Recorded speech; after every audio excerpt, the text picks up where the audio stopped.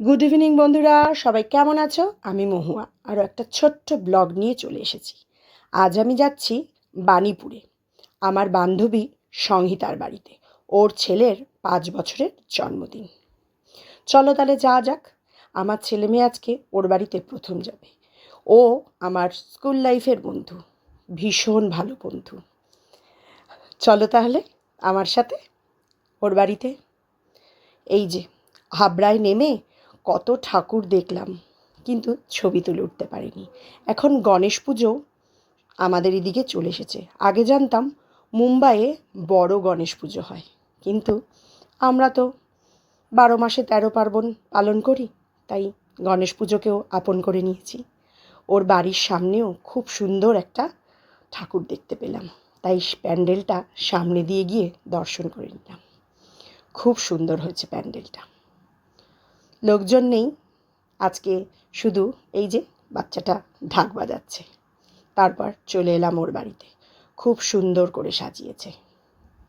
চলো তাহলে আমার সাথে ঢোকা যাক ভেতরে। এই যে ওর ছেলের ছবি, এই যে আমার বান্ধবী সংহিতা। একটু ছবি তুলে নিলাম সবাই মিলে। আর এই যে ওর ছেলে, মানে বার্থডে বয়, খুব মিষ্টি দেখতে, চুপচাপ শান্ত ছেলে।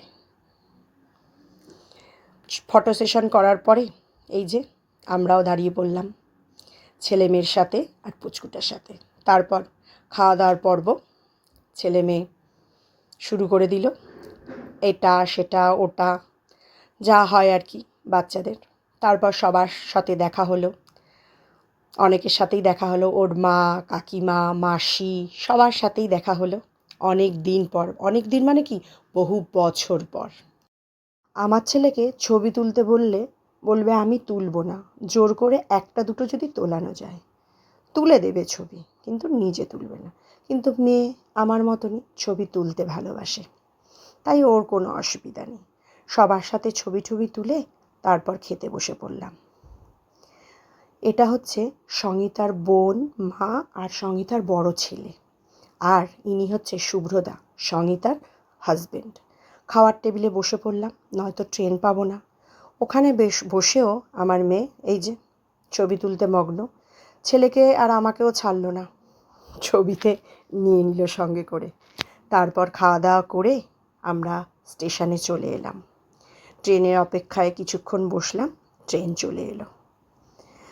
বাড়িতে তো আসতেই হবে, রাত হয়েছে অনেক। আমার ছেলে চুপচাপ ধ্যানে মগ্ন, মেয়েও তাই। বাড়িতে কার তাড়াতাড়ি যেতে ভালো লাগে? মজা করতে তো সবারই ভালো লাগে, কিন্তু ফিরতে তো হবেই, তাই না? তারপর গন্তব্যে নেমে গেলাম। স্টেশন পুরো ফাঁকা, অল্প লোক আছে। আর আমাদের স্টেশনের ঠাকুর খুব সুন্দর হয়েছে, ঠাকুরের মুখটা। আর পাশে যে ছোট্ট গণেশ আছে তাকে দেখতেও অসাধারণ লাগছে। তাহলে আজ এই পর্যন্তই। সবার গণেশ চতুর্থী কেমন কাটলো অবশ্যই কিন্তু বলো।